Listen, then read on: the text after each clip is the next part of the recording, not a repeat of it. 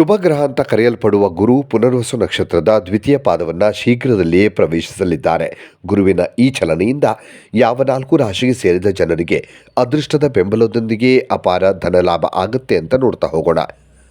ಜ್ಯೋತಿಷ್ಯ ಶಾಸ್ತ್ರದ ಪ್ರಕಾರ ಜ್ಞಾನ ಮತ್ತು ಅದೃಷ್ಟವನ್ನು ಕರುಣಿಸುವ ಗುರುಗ್ರಹವು ಇದೇ ಏಪ್ರಿಲ್ ತಿಂಗಳಿನಲ್ಲಿ ಪುನರ್ವಸು ನಕ್ಷತ್ರದ ದ್ವಿತೀಯ ಪಾದವನ್ನು ಪ್ರವೇಶಿಸಲಿದ್ದಾರೆ.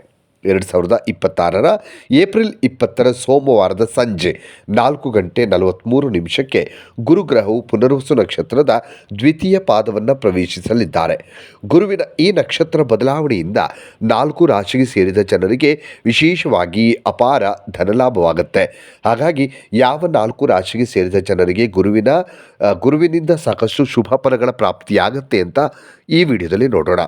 ಕಟಕ ರಾಶಿಗೆ ಸೇರಿದ ಜನರಿಗೆ ಗುರುಗ್ರಹದ ಈ ನಕ್ಷತ್ರ ಬದಲಾವಣೆ ಸಾಕಷ್ಟು ಸಕಾರಾತ್ಮಕ ಫಲಿತಾಂಶವನ್ನು ಕೊಡೋದು ಮತ್ತು ಈ ಒಂದು ಅವಧಿಯಲ್ಲಿ ಕಟಕ ರಾಶಿಗೆ ಸೇರಿದ ವಿದ್ಯಾರ್ಥಿಗಳ ಏಕಾಗ್ರತೆ ಹೆಚ್ಚಾಗುತ್ತೆ ಮತ್ತು ವೃತ್ತಿ ಜೀವನದಲ್ಲಿ ಪ್ರಗತಿಗಾಗಿ ಉತ್ತಮ ಮಾರ್ಗಗಳು ಗೋಚರಿಸ್ತವೆ.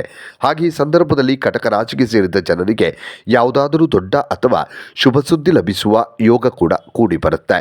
ಈ ಅವಧಿಯಲ್ಲಿ ಕಟಕ ರಾಶಿಗೆ ಸೇರಿದ ಜನರು ಮನೆ, ವಾಹನ ಅಥವಾ ಸಂಪತ್ತನ್ನು ಖರೀದಿಸೋದಕ್ಕೆ ಉತ್ತಮ ಅವಕಾಶವನ್ನು ಪಡೀತಾರೆ. ಗುರುಗ್ರಹದ ವಿಶೇಷ ಅನುಗ್ರಹದಿಂದಾಗಿ ಕಟಕ ರಾಶಿಗೆ ಸೇರಿದ ಜನರಿಗೆ ಈ ಸಂದರ್ಭದಲ್ಲಿ ಅದೃಷ್ಟದ ಸಂಪೂರ್ಣ ಬೆಂಬಲ ಸಿಗುತ್ತೆ. ಇನ್ನು ಸಿಂಹರಾಶಿಗೆ ಸೇರಿದ ಜನರಿಗೆ ಗುರುವಿನ ಈ ಸಂಚಾರದಲ್ಲಿ ಬದಲಾವಣೆ ಅನ್ನುವಂಥದ್ದು ಈ ಒಂದು ಸಾಕಷ್ಟು ಲಾಭದಾಯಕವಾಗಿರುತ್ತೆ ಮತ್ತು ಈ ಅವಧಿಯಲ್ಲಿ ಸಿಂಹರಾಶಿಯ ಜನರು ಒಂದು ಆತ್ಮವಿಶ್ವಾಸ ಸಾಕಷ್ಟು ಹೆಚ್ಚಾಗುತ್ತೆ. ನಿಮ್ಮ ಕೆಲಸಗಳೆಲ್ಲವೂ ಕೂಡ ಯಶಸ್ವಿಯಾಗಿ ಪೂರ್ಣಗೊಳ್ತವೆ. ಹಾಗೆ ಈ ಸಂದರ್ಭದಲ್ಲಿ ಧನ ಸಂಪತ್ತನ್ನು ಉಳಿತಾಯ ಮಾಡೋದಕ್ಕೆ ನೀವು ಮಾಡಿದಂಥ ಎಲ್ಲ ಪ್ರಯತ್ನಗಳು ಯಶಸ್ವಿಯಾಗಿ ಪೂರ್ಣಗೊಳ್ಳುತ್ತೆ. ಹಾಗೆ ಕುಟುಂಬ ಸಂಬಂಧಗಳು ಈ ಸಂದರ್ಭದಲ್ಲಿ ಸಾಕಷ್ಟು ಬಲಗೊಳ್ಳುವ ಯೋಗ ಕೂಡ ನಿರ್ಮಾಣವಾಗುತ್ತೆ. ಸಿಂಹರಾಶಿಗೆ ಸೇರಿದ ಜನರಿಗೆ ಗುರುವಿನ ನಕ್ಷತ್ರ ಬದಲಾವಣೆ ಈ ಸಂದರ್ಭದಲ್ಲಿ ಹಠಾತ್ ಧನಲಾಭ ಆಗೋದರೊಂದಿಗೆ ಸಾಲಗಳಿಂದ ಮುಕ್ತಿ ಪಡೆಯೋದಕ್ಕೆ ಉತ್ತಮ ಅವಕಾಶಗಳು ಕೂಡ ಲಭಿಸ್ತವೆ. ಗುರುಗ್ರಹದ ವಿಶೇಷ ಅನುಗ್ರಹದಿಂದಾಗಿ ಸಿಂಹರಾಶಿಗೆ ಸೇರಿದ ಜನರು ಈ ಸಂದರ್ಭದಲ್ಲಿ ಸಮಾಜದಲ್ಲಿ ಹೆಚ್ಚಿನ ಗೌರವ ಖ್ಯಾತಿಯನ್ನು ಗಳಿಸ್ತಾರೆ ಮತ್ತು ಈ ಸಂದರ್ಭದಲ್ಲಿ ಜನರು ನಿಮ್ಮ ಮಾತುಗಳಿಗೆ ಹೆಚ್ಚಿನ ಪ್ರಾಮುಖ್ಯತೆಯನ್ನು ಕೊಡ್ತಾರೆ. ಇನ್ನು ಧನುರಾಶಿಗೆ ಸೇರಿದ ಜನರಿಗೆ ಪುನರ್ವಸು ನಕ್ಷತ್ರದ ದ್ವಿತೀಯ ಪಾದವನ್ನು ಪ್ರವೇಶಿಸಲಿರುವ ಗುರುವಿನಿಂದ ಸಾಕಷ್ಟು ಶುಭ ಫಲಗಳ ಪ್ರಾಪ್ತಿಯಾಗುತ್ತೆ. ಈ ಸಂದರ್ಭದಲ್ಲಿ ವೃತ್ತಿ ಜೀವನಕ್ಕೆ ಸಂಬಂಧಿಸಿದಂತೆ ಧನುರಾಶಿಗೆ ಸೇರಿದ ಜನರು ಲಾಭವನ್ನು ಪಡೆಯೋದಕ್ಕೆ ಉತ್ತಮ ಮಾರ್ಗಗಳು ಗೋಚರಿಸ್ತವೆ. ಹಾಗೆ ಈ ಸಂದರ್ಭದಲ್ಲಿ ನಿಮ್ಮ ಅಪೂರ್ಣ ಕೆಲಸಗಳೆಲ್ಲೂ ಕೂಡ ಯಶಸ್ವಿಯಾಗಿ ಪೂರ್ಣಗೊಳ್ಳುತ್ತವೆ. ಜೊತೆಗೆ ಈ ಅವಧಿಯಲ್ಲಿ ನಿಮ್ಮ ಜವಾಬ್ದಾರಿಗಳು ಕೂಡ ಸಾಕಷ್ಟು ಹೆಚ್ಚಾಗುತ್ತೆ. ಹಣಕಾಸಿಗೆ ಸಂಬಂಧಿಸಿದಂತೆ ಧನುರಾಶಿಗೆ ಸೇರಿದ ಜನರ ಸ್ಥಿತಿ ಈ ಅವಧಿಯಲ್ಲಿ ಬಹಳಷ್ಟು ಸುಧಾರಿಸುತ್ತೆ.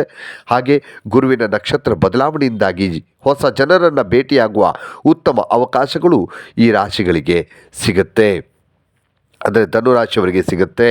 ಹಾಗೆ ನಿಮ್ಮ ಜೀವನದಲ್ಲಿ ಸಾಕಷ್ಟು ಸಕಾರಾತ್ಮಕ ಬದಲಾವಣೆಗಳನ್ನು ನೀವು ಕಾಣ್ತೀರಿ. ಮಕ್ಕಳಿಗೆ ಸಂಬಂಧಿಸಿದಂತೆ ಹೆಚ್ಚಿನ ಶುಭ ಸುದ್ದಿಯನ್ನು ಪಡೆಯುವಂಥ ಯೋಗ ಧನುರಾಶಿಯವರಿಗಿದೆ. ಇನ್ನು ಮೀನರಾಶಿಗೆ ಸೇರಿದ ಜನರಿಗೆ ಗುರುಗ್ರಹದ ನಕ್ಷತ್ರ ಬದಲಾವಣೆ ಹೆಚ್ಚಿನ ಲಾಭವನ್ನು ಉಂಟು ಮಾಡುತ್ತೆ. ಈ ಅವಧಿಯಲ್ಲಿ ಅನೇಕ ಮಾರ್ಗಗಳಿಂದ ನೀವು ಧನ ಸಂಪತ್ತನ್ನು ಗಳಿಸುವಂತಹ ಒಂದು ಅವಕಾಶವನ್ನು ಪಡಿತೀರಿ ಮತ್ತು ಅದರಿಂದ ಯಶಸ್ಸನ್ನು ಕಾಣ್ತೀರಿ ಮತ್ತು ನಿಮ್ಮ ಆರ್ಥಿಕ ಜೀವನ ಅನ್ನುವಂಥದ್ದು, ಆರ್ಥಿಕ ಪರಿಸ್ಥಿತಿ ಅನ್ನುವಂಥದ್ದು ಸಾಕಷ್ಟು ಬಲಗೊಳ್ಳುತ್ತೆ. ಪುನರ್ವಸು ನಕ್ಷತ್ರವನ್ನು ಪ್ರವೇಶಿಸಲಿರುವ ಗುರುವಿನಿಂದಾಗಿ ಮೀನರಾಶಿಗೆ ಸೇರಿದ ಜನರು ತಮ್ಮ ಸಾಮಾಜಿಕ ಜೀವನದಲ್ಲಿ ಬಲವಾದ ಸ್ಥಾನವನ್ನು ತಲುಪೋದಕ್ಕೆ ಸಾಧ್ಯವಾಗುತ್ತೆ. ಹಾಗೆ ಓದು ಅಥವಾ ಯಾವುದಾದ್ರೂ ಪರೀಕ್ಷೆಗೆ ತಯಾರಿಯನ್ನು ನಡೆಸ್ತಾ ಇರುವ ಮೀನರಾಶಿಗೆ ಸೇರಿದ ಜನರಿಗೆ ಈ ಅವಧಿಯಲ್ಲಿ ಒಂದು ಒಳ್ಳೆಯ ಸಮಯ ಅಂತ ಹೇಳಬಹುದು. ಪರೀಕ್ಷೆ ತಯಾರಿ ನಡೆಸ್ತಾ ಇದ್ದರೆ ನಿಮಗೆ ಕಾನ್ಸಂಟ್ರೇಷನ್ ಜಾಸ್ತಿ ಆಗೋದು, ಪರೀಕ್ಷೆಯಲ್ಲಿ ಉತ್ತಮ ಅಂಕವನ್ನು ಪಡೆಯೋದು ಆಗುತ್ತೆ. ಹಾಗೆ ವ್ಯಾಪಾರ ವ್ಯವಹಾರವನ್ನು ಮಾಡುವಂತಹ ಈ ಮೀನರಾಶಿಗೆ ಸೇರಿದ ಜನರು ದೊಡ್ಡ ಯೋಚನೆಗಳಿಂದ ಅಪಾರ ಲಾಭವನ್ನು ಗಳಿಸ್ತಾರೆ. ಅಲ್ಲದೆ ಕೆಲಸವನ್ನು ಪೂರ್ಣಗೊಳಿಸೋದಕ್ಕೆ ಈ ಸಂದರ್ಭದಲ್ಲಿ ನೀವು ಮಾಡಿದ ಪ್ರಯತ್ನಗಳೆಲ್ಲೂ ಕೂಡ ನಿಮಗೆ ಅಂದರೆ ಈ ಮೀನರಾಶಿಯವರಿಗೆ ಯಶಸ್ಸನ್ನು ತಂದುಕೊಡುತ್ತೆ.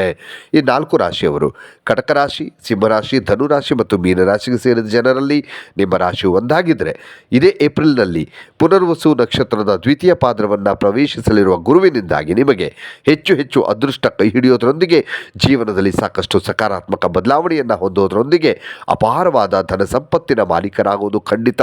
ಹಾಗಾಗಿ ನಿಮ್ಮ ಜೀವನ ಸುಖಮಯವಾಗಿರುತ್ತೆ. ಇನ್ನಷ್ಟು ವಿಡಿಯೋಗಳಿಗಾಗಿ ಮೀಡಿಯಾ 18 ಕರ್ನಾಟಕ ಚಾನಲನ್ನು ಸಬ್ಸ್ಕ್ರೈಬ್ ಮಾಡಿ ಹಾಗೂ ಹೊಸ ವಿಡಿಯೋಗಳ ಅಪ್ಡೇಟ್ಗಳಿಗಾಗಿ ಬೆಲ್ ಐಕನನ್ನು ಕ್ಲಿಕ್ ಮಾಡಿ. Thank you.